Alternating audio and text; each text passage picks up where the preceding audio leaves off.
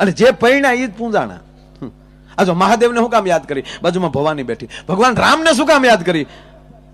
હે, બાજુમાં માં જાનકી બેઠી છે. ભગવાન કૃષ્ણને શું કામ યાદ કરી? બાજુમાં રાધિકા બેઠી છે. કૃષ્ણના જીવનમાં રાધા ન હોત તો કૃષ્ણ આધા હોત. એમ આપણા જીવનમાં એ ન હોત તો વાંઢા કોણ? મારો દાદો એમ કે આવો એમ ઘણા વાંઢા આપણને કે આવી ગયો અમારી ઘરે, તારી ઘરે હું તપેલ્યું તો બાબુ મારે. એટલે પરણી એટલે થોડો પ્રશ્ન રહે. મૂળ વાત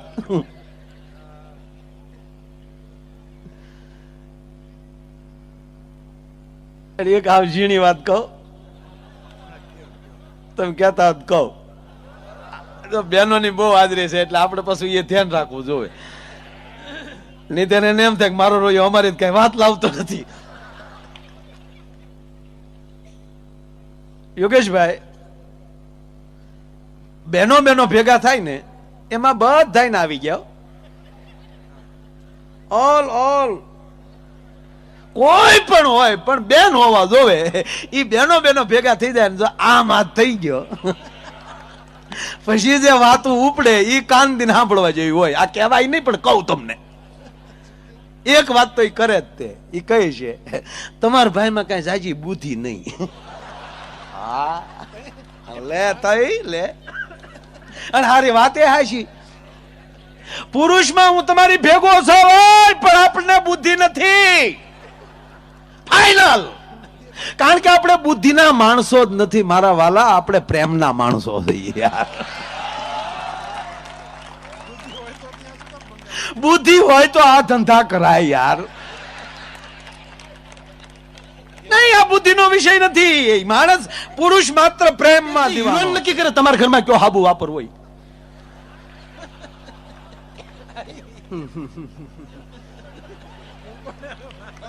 ઈ એમ કે તમારા છોકરાને તમે કેવા સાબુથી નવરા. અરે હાલ આમ હાલ શિબલી.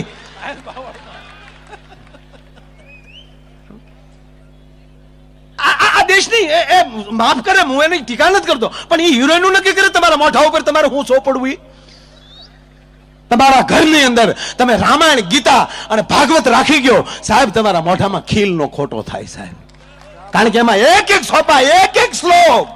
અરે છોડો, હનુમાનજીની આગળની બે જ પંક્તિ રોજ વાગોળો. શ્રી ગુરુ ચરણ સરોજ રજ, મને મારા સદગુરુના ચરણની રજ દે. નિજ મન મુકુર સુધાર, મારું મોઢું હારું કર. એનાથી જે મોટા રૂડા થાય એ રૂડા બીજેથી નહીં થાય. એટલે આ દેશ, મારો કહેવાનો મતલબ કે ઈ નક્કી કરે એવા તમારે પાનેતર લેવાના.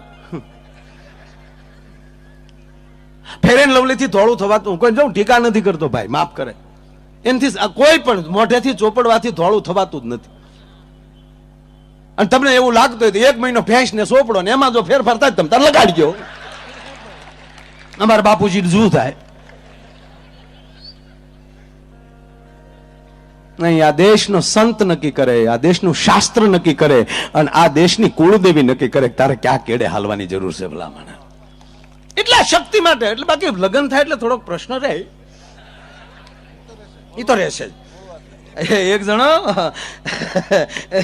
આમ પત્રિકા વાંચતો હતો કાલે, લે બિહારી વાય ને લે ગુજરાત વાય માયાભાઈ આહિર ને લે ડાયરો લાગે હોય ઘરે બપોરે બેઠો વાંચે ને ઘરવાળીએ ફટ દઈને લઈ લીધું. ડાયરામ નથી જવાનું. હા, અને ઓલો ઢીલો પડી ગયો, જવાનું ક્યાં કહું વાંચું સૌ.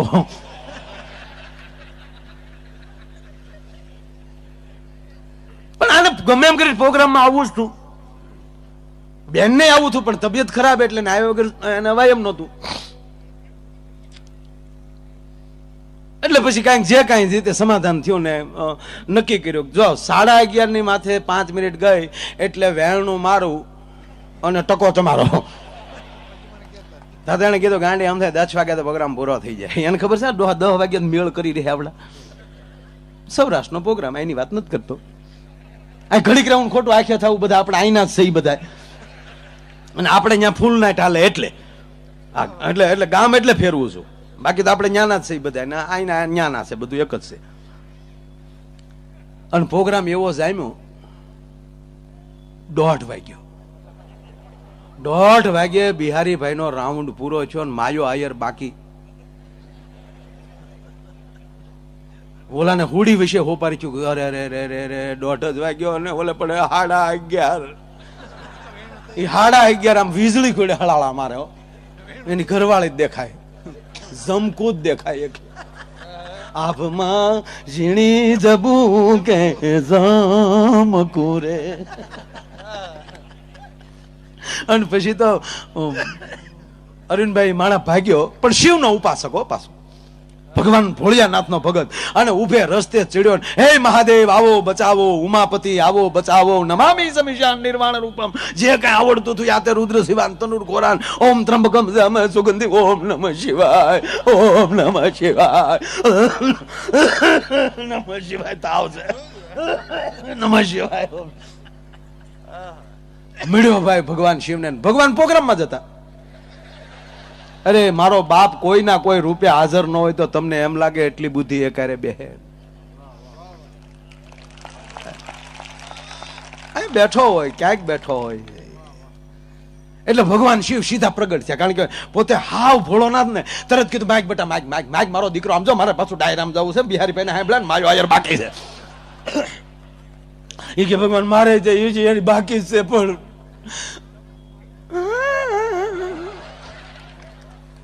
कि बेटा क्या हुआ? कि काय हुआ नहीं, होने वाला है. कि પણ બેટા તું માગ, હું શિવ તારી ઉપર પ્રસન્ન છું, માગી લે. મારી જેવો કોઈ ઓઢરદાની નથી, મારી જેવો કોઈ દાતાર નથી. સપટી ભભૂત ને ખજાના કુબેર કા. સાંભળી લે બેટા, મેં રાવણ ને લંકા આપેલી છે. એ કે લંકા ન જોતી, થાહે તે ગિર્યા. એ તો પ્રોગ્રામ ગોઠવાઈ જ ગયેલો છે. કે પણ તો મને શું કામ બોલાયો? બીજું કાંઈ નથી જોતું પ્રભુ. ન માગુ સોના ચાંદી, ન માગુ હીરા મોતી. કે તો પણ બેટા શું જોવે ઈ તો તું મને કે, મને શું કામ બોલાયો? મારા ઘર સુધી હારે હાલો.